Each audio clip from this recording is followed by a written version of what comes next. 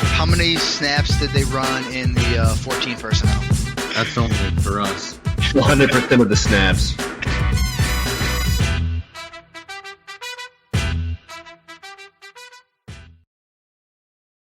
What's going on, everybody? Welcome into Studs or Duds Week 6. I am your host, Justin Wright. This is 14 Personnel YouTube.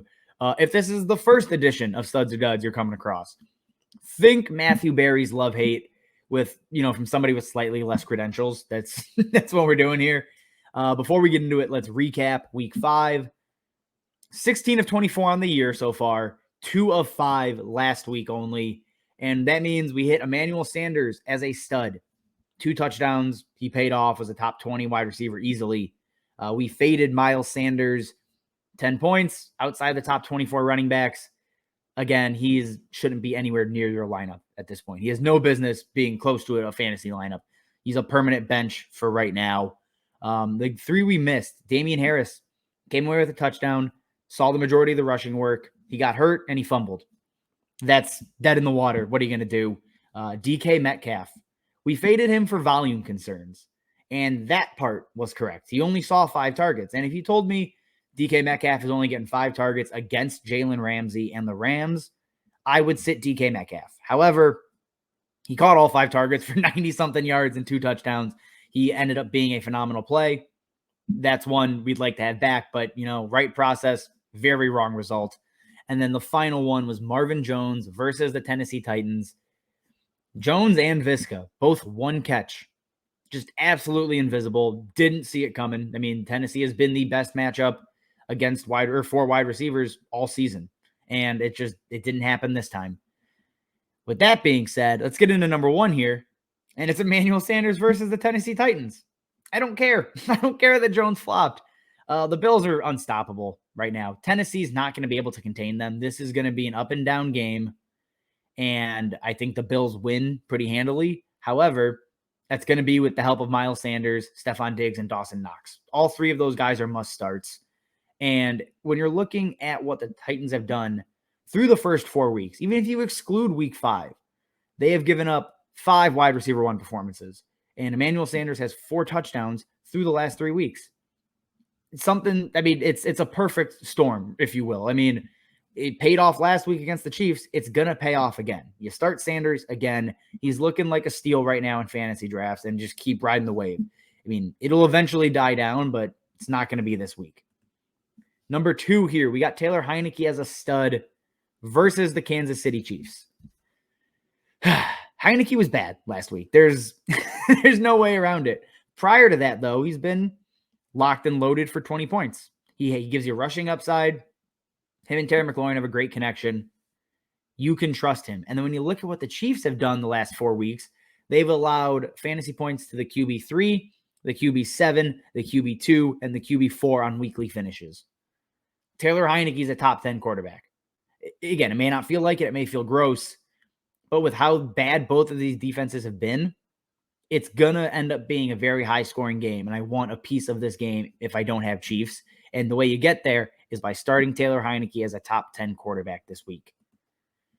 Now to our first dud of Week 6. It's Josh Jacobs versus the Denver Broncos, the second toughest matchup for running backs right now in fantasy.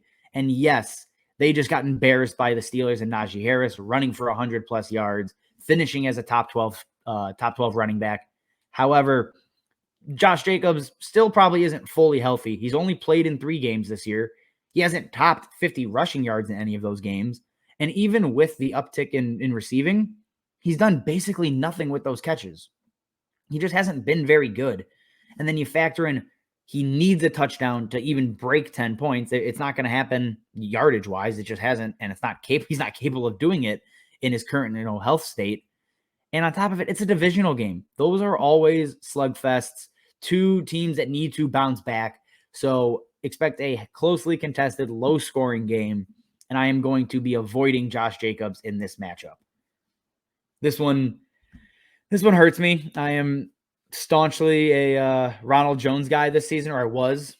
That's over. It's gone. Ronald Jones is dead to me. It's Leonard Fournette, and he has been phenomenal the last 2 weeks. He's broken 16 and 20 points. he has a firm stranglehold on the RB1 job in arguably, a top 2 or 3 offense in the NFL. And Philadelphia has been terrible against running backs lately. They're 8th overall in the season. The last 2 weeks, they're in the bottom 5, and the last 4 weeks, they're in the bottom 6. So you start your running backs against Philly, even with the so-called great run defense they had in week 1.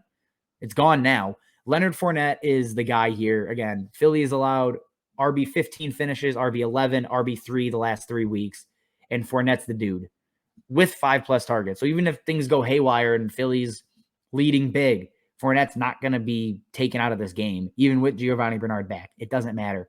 Fournette is a top 24 running back and needs to be in your lineup this week. And to close it out, we have A.J. Brown versus the Buffalo Bills, the worst matchup for wide receivers across the board. This week, if you just look at the top wide receiver, the guy Tre'Davious White is basically covering 24/7. Tyreek Hill was the wide receiver 25. Brandon Cooks was the wide receiver 53. Devontae Parker, whatever, wide receiver 38. And then the other 2 wide receivers, Deontay Johnson, wide receiver 36. Claypool and Juju, both who saw coverage from Tre'Davious outside of the top 30. They have allowed 1 top 30 wide receiver finish, or 1 top 24 wide receiver finish, and it was Mecole Hardman. A.J. Brown is going to get the top corner. It's going to be Tre'Davious White, and he's going to be a hard fade. I mean, Ryan Tannehill has not been great. A.J. Brown is not fully healthy. He was on a snap count in week 5 even. It's going to go bad. You got to sit him down, and it sucks, but it is what it is. All right, guys, that is all we have for week 6. If you have start-sit questions, trade questions, whatever else you got, drop them in the comments, and I'll try to answer as many as I can throughout the week. As always, guys, thanks for watching, and we will see you next time. How many snaps did they run in the 14 personnel? That's only for us. 100% of the snaps.